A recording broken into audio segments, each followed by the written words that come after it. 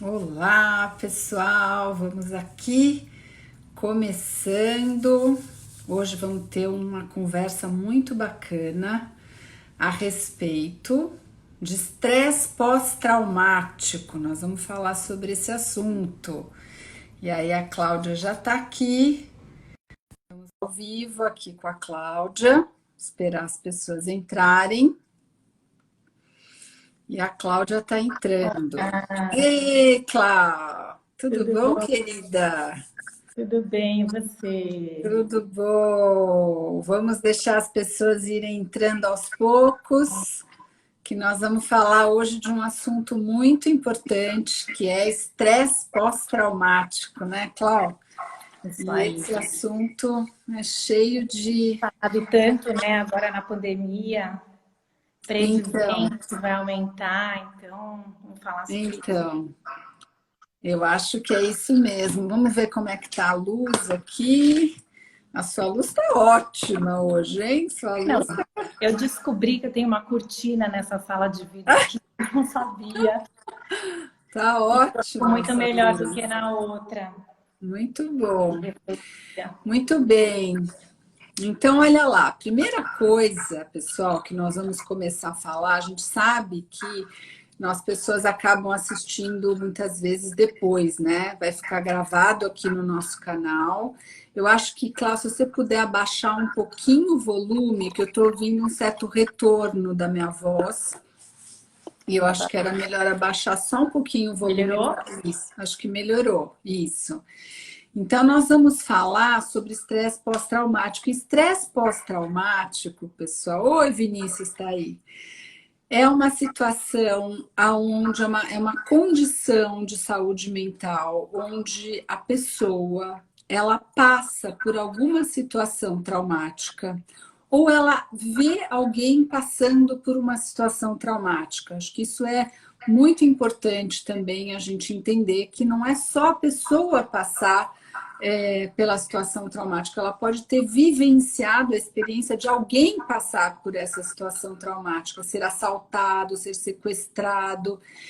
E depois que passa esse evento, a pessoa tem alguns flashbacks, ela volta, ela tem o retorno dessas imagens, desses pensamentos, de forma que aquilo fica intrusivamente atrapalhando a pessoa. Ela fica com imagens, com lembranças intrusivas e atrapalha o funcionamento de vida dela, porque ela passa eventualmente a não conseguir dormir à noite, ela passa a não conseguir fazer as suas atividades, porque aquelas imagens e aquele medo, ele fica sendo o tempo inteiro desencadeado. E quando acontece isso, a gente tem um período que isso é normal, mas depois deste período, nós temos a caracterização de um quadro chamado estresse pós-traumático, né? Que você pode me contar, Clau, um pouquinho aí a respeito desse assunto? O que seria o estresse pós-traumático? Você fez um curso de EMDR bem bacana e nós vamos falar sobre tratamento disso. Sim. Eu acho importante falar, talvez o mais importante agora, é que nem todo evento traumático vai desencadear num que a gente chama de TEPT, né? Uhum, É comum a gente falar TEPT, que é a sigla do transtorno do estresse pós-traumático. Então, nem uhum, todo evento vai desencadear, né? Então, uhum, talvez agora a gente veja uma generalização, uma banalização do uhum, termo, dizendo que tudo, então todo mundo vai desenvolver TEPT depois, porque está vivendo o que está vivendo agora. uhum, Eu acho que muita gente está vivendo uma fase de estresse agudo, ou viveu no começo, ou vive durante um contágio, ou próximo a um contágio, né? Fica todo mundo mais em alerta. Mas a estatística diz que 15 a 20% mais ou menos é que vai desenvolver, né? Então, tem alguns fatores de risco. Algumas pessoas boa.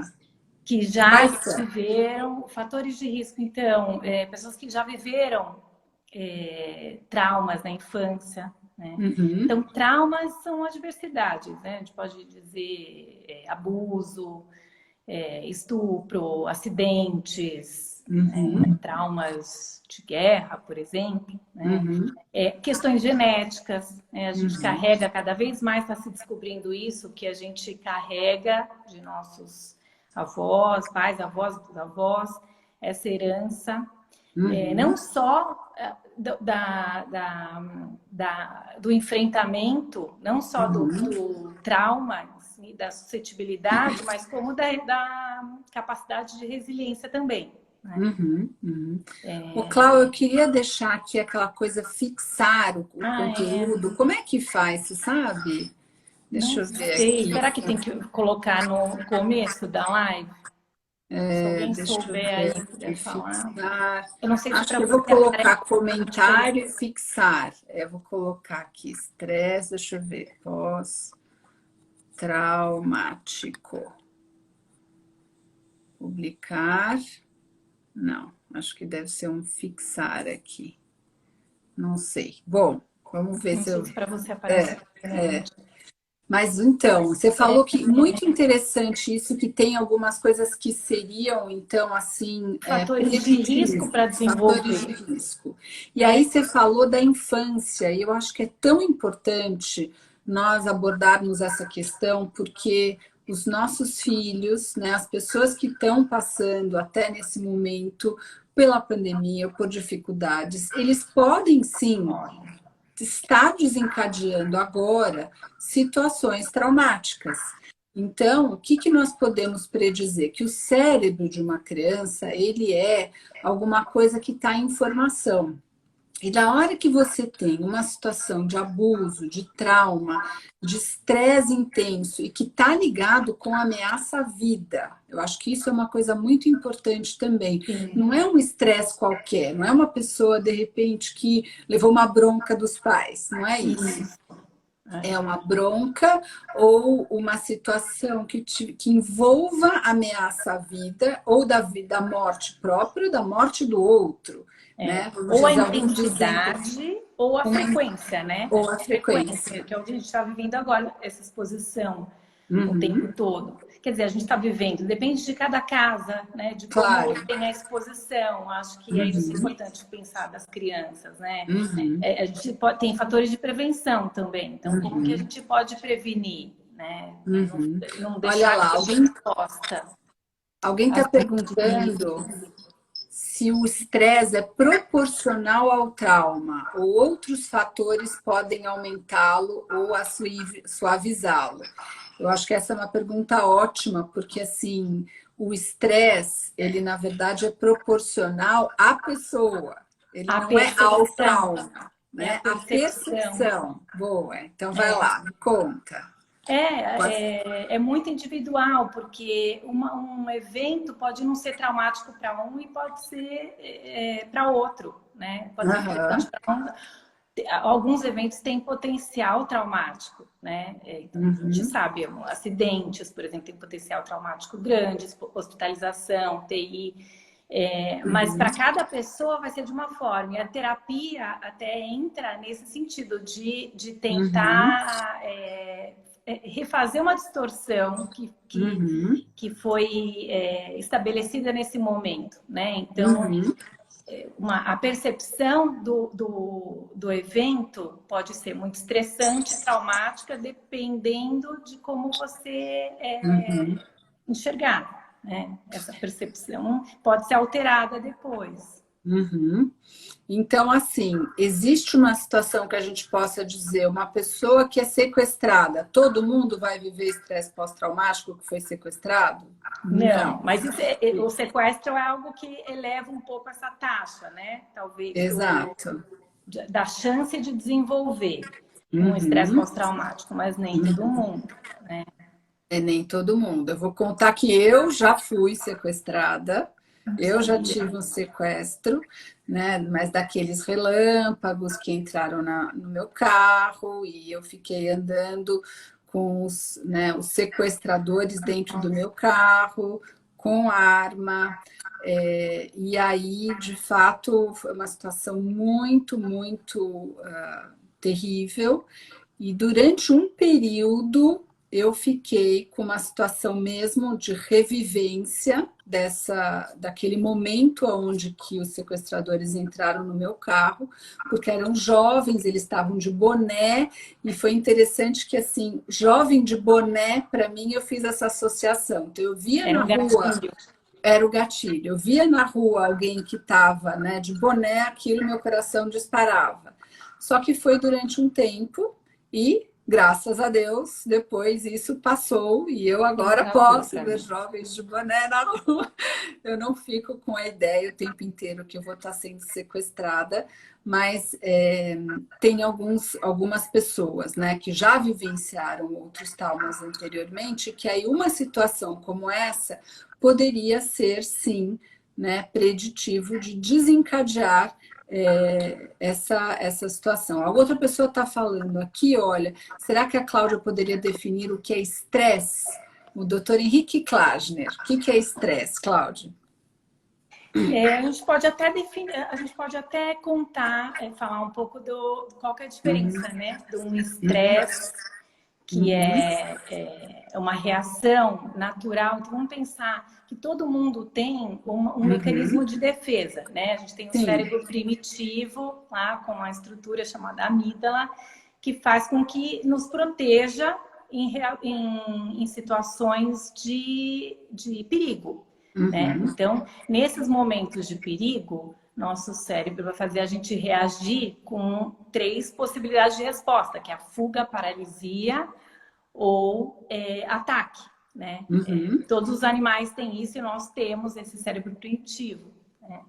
Então, nesses momentos que a gente está com o cérebro mais em alerta, na verdade, essas situações que fazem com que a gente reaja, né, que o nosso cérebro fica mais em alerta, seriam situações estressantes, né? E se a gente pensar, por exemplo, voltando para o tema da pandemia, a gente está com o cérebro mais alerta o tempo todo, né? Então, esse é um fator de risco. E... Bom, fala. Não, eu acho que isso está ótimo você dizer. Então, o estresse todo mundo passa, né? O doutor Henrique é um grande pediatra e ele sabe muito bem que estresse todo mundo passa, crianças passam, adultos passam. Só que a situação para desencadear o estresse pós-traumático, nós diríamos que é uma situação que envolve ameaça à vida, né?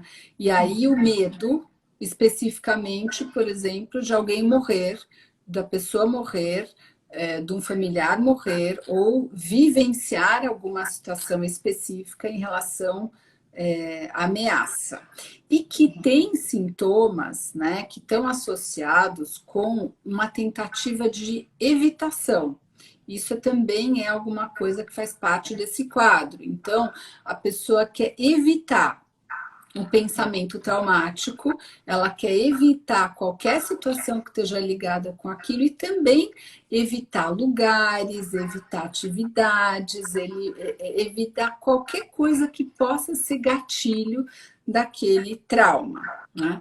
E isso, as pessoas acabam, quando não tratando, né, Cláudia, elas vão ficando meio reclusas, porque a pessoa não consegue sair de casa, porque tem medo de sentir medo, que na verdade é diferente da síndrome do pânico, porque a síndrome do pânico ela vem de uma hora para outra quando a pessoa está sem nenhuma situação traumática anterior. Ela simplesmente desencadeia uma taquicardia, um medo muito grande de morrer. Ela pode querer ir para o hospital achando que ela vai morrer, mas isso não está ligado com uma situação anterior. Então, o estresse pós-traumático é quando a pessoa está com uma situação de gatilho anterior, que ela volta naquilo que ficou impregnado, naquilo que ficou totalmente fixado na memória dela. E aí a gente pode falar, né, começar a falar a respeito de tratamento, né, Cláudia? Porque nós sabemos que tem algumas coisas que estão ligadas a isso. Então, as memórias, elas vão entrar no nosso sistema límbico e vão ficar impregnadas de acordo com algumas variáveis. O que você acha que poderia ser isso? Eu acho que é legal pensar também que nem toda situação, às vezes a pessoa não lembra, né? Faz Uhum, muito tempo, chega de repente no consultório com uma outra queixa, uhum, né, mais deprimida ou desesperança e tal, e depois a gente começa a ver que tem lá atrás algum trauma não resolvido, né? Não uhum, resolvido. Nem sempre é tão óbvio assim que tem uma diversidade, a pessoa relaciona já estou assim porque eu vivi isso há 10 anos atrás, né? uhum, uhum, Talvez até, pelo que a gente vê, seja algo que atrapalhe o diagnóstico, né? uhum, Às vezes é tratado como depressão, como outro transtorno ansioso, uhum, e a verdade tem a raiz lá em um evento traumático. uhum, Agora, pensando nas intervenções, né? uhum, Uma coisa que a gente fala é de evitar logo no começo algumas técnicas como debriefing, né? Que é contar, narrar, tem várias técnicas, né, de debriefing, mas mais ou menos contar detalhadamente o que aconteceu logo após. uhum, Nesse momento a memória está se consolidando, né, quando acontece e quando a gente começa a mexer, atualiza de novo. Então, e a gente nem sabe se a pessoa vai precisar, né, de alguma intervenção, porque muitas vezes a pessoa a gente considera que a maior parte vai ter uma capacidade de resiliência e vai se organizar, se uhum, ajustar, né, com o tempo. uhum, Então, uhum, espera-se que depois não precise, né? E se precisar, aí a uhum. gente entra com intervenção, né? E também Acho, medicação, né? É isso que você ia sim, falar? eu queria só falar sobre essa coisa né, do voltar ao que aconteceu, porque isso é muito comum. Então, o que acontece é que as pessoas querem saber. Então, vamos dizer, você teve uma situação de um sequestro, uma situação de um assalto, uma situação que envolveu assim uma ameaça importante. E aí cada pessoa que vai chegar, ela vai perguntar o que aconteceu, como foi, e a pessoa vai voltar naquilo. Quando ela chega numa entrevista com um profissional de saúde mental, nós somos treinados a evitar, num primeiro momento, saber todos esses detalhes. Né?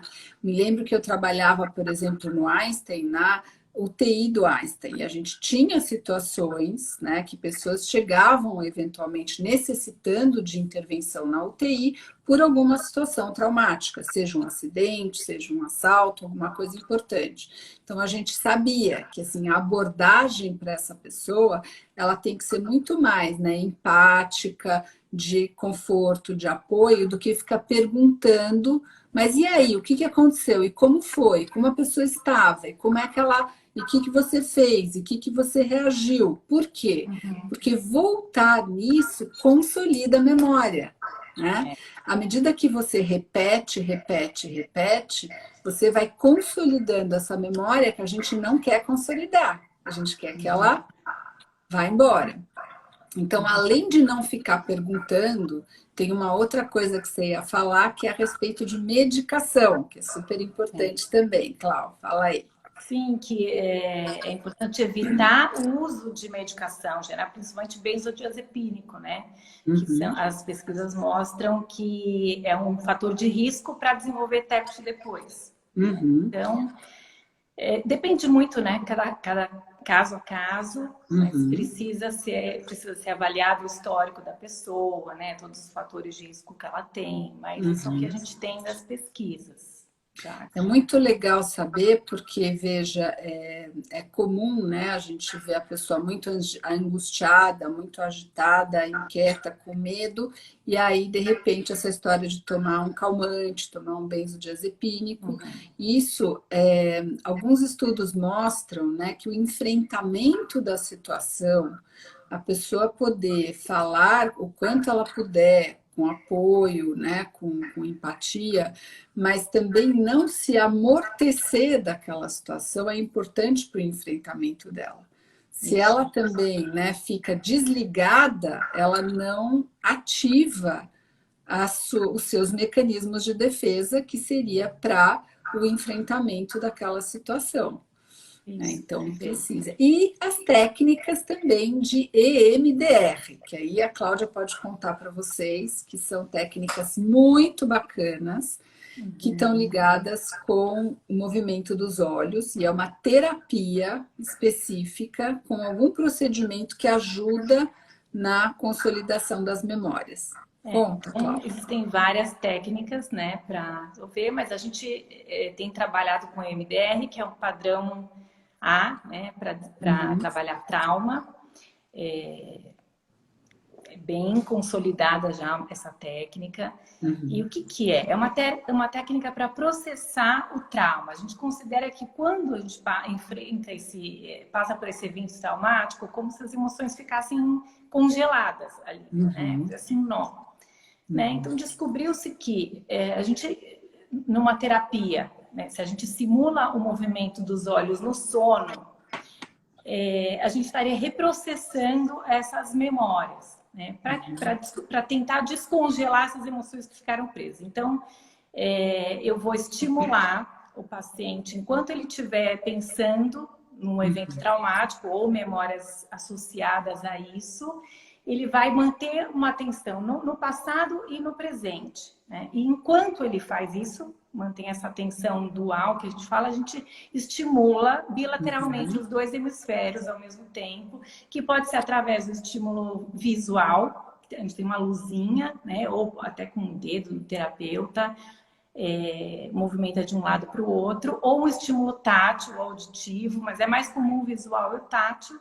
E o tátil tem um aparelhinho que vai vibrando de um lado, uma mão e na outra, enquanto eu estou pensando no evento traumático.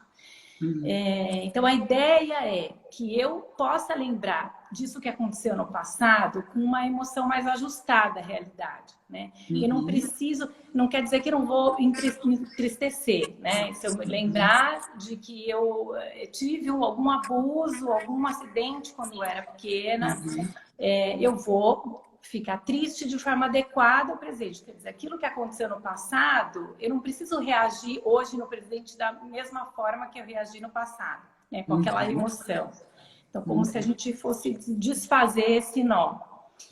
E é uma técnica predominantemente não verbal, não é uma técnica que a gente vai pedir para o paciente ficar contando, né? Mas a gente vai pedir para que observe todas as reações que ele tem conforme vai lembrando desse evento ou de memórias associadas. Às vezes não é tão claro assim que a pessoa pensa no evento, mas a gente acredita que tem uma cadeia associativa, né, da memória. Então, de repente, vem um pensamento, aí vem outro, todos ligados ao evento traumático. E aí vai trabalhando. E, em geral, não precisa de muitas sessões. Um trauma único, mais ou menos 3. Se tem uma pessoa que passou por diversos traumas, mais ou menos 10. Por aí. Olha, eu diria que isso é muito importante da gente enfatizar, porque essa técnica se chama EMDR, e ela é uma técnica que a primeira vez que eu ouvi anos atrás, eu pensei, gente, isso aí é coisa de bruxaria, não é negócio sério, porque você vai colocar uma pessoa para falar, e vai falar para ela mexer os olhos e achar que isso vai melhorar. Mas várias pesquisas estão sendo feitas e hoje se sabe que ela é uma técnica padrão ouro. O que quer dizer? Ela realmente ajuda no tratamento das situações de trauma, porque você ajuda os dois hemisférios. À medida que você mexe os olhos para um lado e para o outro, você está, de alguma maneira, estimulando o hemisfério direito e esquerdo, direito, esquerdo, direito, esquerdo. E na medida que você vai estimulando os olhos a fazer esse movimento, ou tem estímulo tátil, você pode ter uma coisa que ele vai fazendo choquinhos, uma mão na outra, uma mão na outra, uma mão na outra, enquanto você está lembrando daquela situação traumática e das coisas que vêm, parece que isso vai você vai desassociando, vai um pouco atenuando, né, Cláudia? Vai dessensibilizando. Desensibilizando, reprocessando mesmo, né? Para ficar uma Reprocessando. memória mais ajustada à realidade, ao presente. Uhum. E não só isso, também instalar crenças mais positivas a respeito daquilo. Então, não é só dessensibilizar, como existem outras técnicas que fazem isso também, exposição e tal. Mas também instalar crenças positivas, quer dizer, ter um aprendizado com relação àquilo. Né? Tá, eu passei por aquilo, né? Aconteceu, tudo que aconteceu, o que eu posso aprender com isso? Né? Que crenças positivas eu posso desenvolver a partir disso que eu passei? Acho que E aí o papel do psicólogo, né? Como a gente está vendo que assim o crescimento das técnicas importantes de tratamento psicológico é muito mais eficaz do que até um tratamento medicamentoso. Então nós precisamos assim deixar as pessoas bem conscientes de que com situações traumáticas, e aí alguém perguntou quanto tempo depois da situação traumática poderia ser caracterizado o estresse pós-traumático. O que você pode me dizer, Cláudia? O DSM, que é o nosso manual, diz que 1 mês, né? Um mês depois. Porque inicialmente é comum, né? Reviver, ter essas memórias com relação ao trauma. Mas depois de 1 mês, já dá para fazer um diagnóstico, né? Segundo o nosso manual atual. E aí, pessoal, uma coisa muito importante é que, assim, quando a gente não trata a situação específica traumática que a pessoa foi submetida, ela pode ter algumas complicações, ela pode ter alguns riscos, por exemplo, de desenvolver quadros depressivos mais estáveis, de repente, desenvolver quadros ansiosos que não são assim fáceis de tratar. A pessoa pode ter problemas com álcool, com drogas, pode ter até problemas de desordens alimentares, pode ter pensamentos até de morte, pensamentos suicidas. Então, assim, viver uma situação traumática é importante que seja tratado a respeito disso. E se for uma situação traumática que ela fica voltando, recorrente, que caracteriza, né, o estresse pós-traumático, tem técnicas importantes, principalmente o que a gente estava falando agora, que seria o EMDR, né, que a Cláudia fez curso de EMDR, né, e está habilitada para aplicar essa técnica. É alguma coisa que ajuda muito as pessoas. Eu acho que é importante a gente deixar esse alerta. E que mais, Cláudia? Tem alguma outra coisa de prevenção? Porque assim, estava pensando. Acho que o maior fator de prevenção e proteção é o suporte social. Né? Isso o que os estudos mostram que mais ajuda a prevenir, a não desenvolver um transtorno do estresse pós-traumático é o suporte social. Então, ficar perto, né, de alguém que tenha presenciado um evento traumático, ajudar de alguma forma, não deixar sozinho, né? E ajudar de todas as formas. Esse suporte social, hoje mais à distância, é fundamental. Acho que isso... Então, me explica exatamente o que é esse suporte social. Então, alguém... Então, o suporte são os amigos, família, né? Quem tem essa rede de apoio bem estabelecida, então você poder usar os amigos e a família, inclusive poder procurar ajuda, né? Poder procurar terapia, poder procurar... Hoje em dia, por exemplo, na pandemia, a gente tem vários grupos. Vamos pensar nos profissionais de saúde que estão enfrentando muitas situações de estresse, né?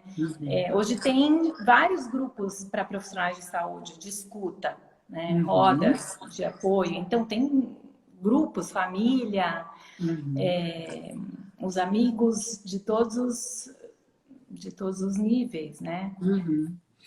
Então vamos lá, assim, para a gente ir fechando esse assunto, porque a gente se programou aqui para fazer um bate-papo curto, para vocês simplesmente terem em mente, né, que o estresse pós-traumático ele é um quadro de saúde mental, onde a pessoa tem uma situação traumática que envolva, ameaça a vida dela ou de outras pessoas, e que ela vai ter revivência desses acontecimentos de forma intrusiva.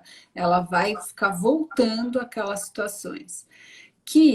Quando que ela deve procurar ajuda? Quando isso aconteceu já há mais de um mês, conforme a Cláudia está falando, e aquilo continua a atrapalhar a vida da pessoa, ela está sem conseguir retomar a sua vida de trabalho, a sua rotina, o seu sono está muito acometido, e aí ela começa a ter assim muitos problemas de funcionamento. Então, ela deve procurar ajuda, sim.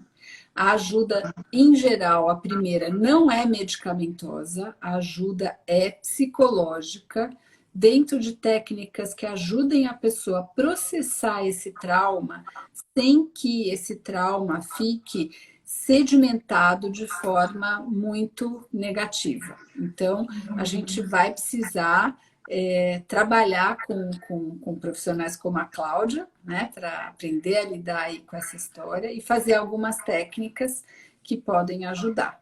Que mais, Cláudia? O que você acha que a gente pode falar mais sobre esse E pensar, assunto? será que vai aumentar, né? Pensando no que a gente está vivendo agora, será que vai aumentar? Tem se falado muito, vai aumentar o número de pessoas com transtorno do estresse. Eu acho que, assim, se pensar na hospitalização, né? Pessoas entubadas, pessoas estão ficando doentes, contato com os enlutados. Talvez sim. Esse excesso de notícias, né, que a gente fica exposto. Por outro lado, tem menos acidentes, que é um número alto, né, que prediz um transtorno. Menos acidentes, menos sequestros. E no Brasil, em geral, a gente já tem um número maior, porque nós estamos num país mais violento. Né? Sim, a cidade de São Paulo, principalmente, a cidade do Rio de Janeiro, então talvez acho que a gente já eleva esse número em comparação com muitos outros países. Mas tem muitos eventos que diminuíram agora, né?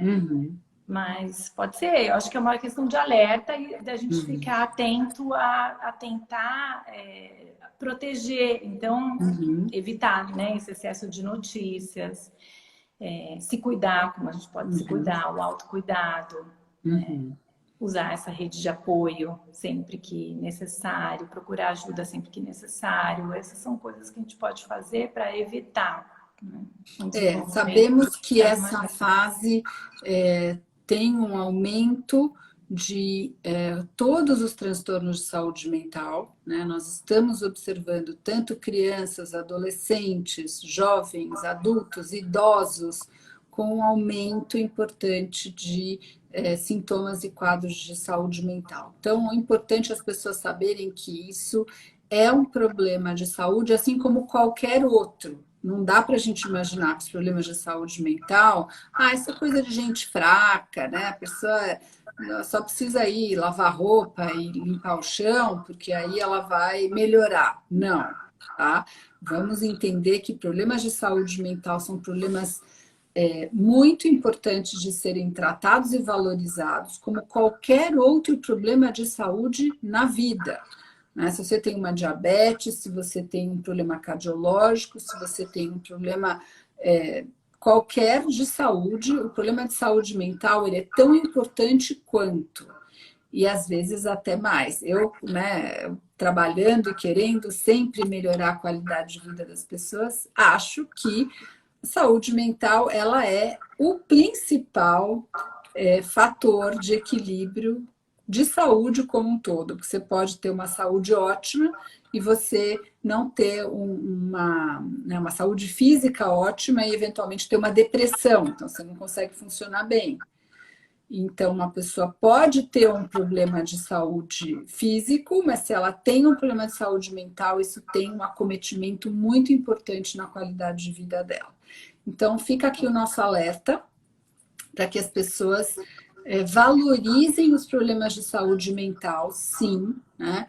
procurem ajuda psicológica, psiquiátrica da sua confiança. Tem muitos profissionais bons no mercado e vocês entendam que isso previne. A gente tem a prevenção, né, desde a infância e adolescência, para prevenir problemas futuros e também problemas atuais, como a gente está falando, que seriam umas situações de estresse pós-traumático. Que mais, Clau? Fecha aí pra gente. Isso, quanto antes identificar, melhor, né?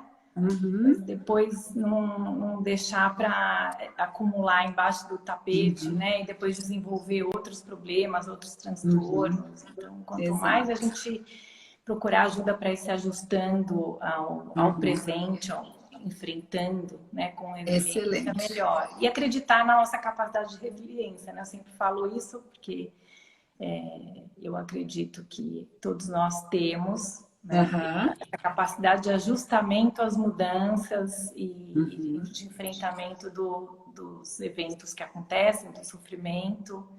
Ótimo. Nós temos, mas às vezes a gente precisa de ajuda. E precisar de ajuda, tá tudo bem, né? Reconhecer que precisa de ajuda não é sinal de fraqueza. Muito bom. Isso mesmo. Então, olha, nós temos aqui as nossas redes sociais da Clínica Plenamente, né? O meu perfil aqui, Maria Alice Fontes. Nós temos o nosso site, plenamente.com.br. Nós temos um podcast que está no Spotify, que é Clínica Plenamente, onde a gente toda semana tem temas novos a respeito de saúde mental. E esse é o nosso propósito, falar sobre saúde mental e desmistificar esse assunto. Então, muito obrigada, Clau, pela sua presença, sempre aí enriquecedora. E igualmente. Isso vai ficar gravado por aqui e também depois vai ficar gravado no nosso podcast. Muito obrigada. Boa noite. Pela oportunidade, bate-papo importante. Muito obrigada. Beijo para todos e até a próxima. Tchau, tchau. Beijo.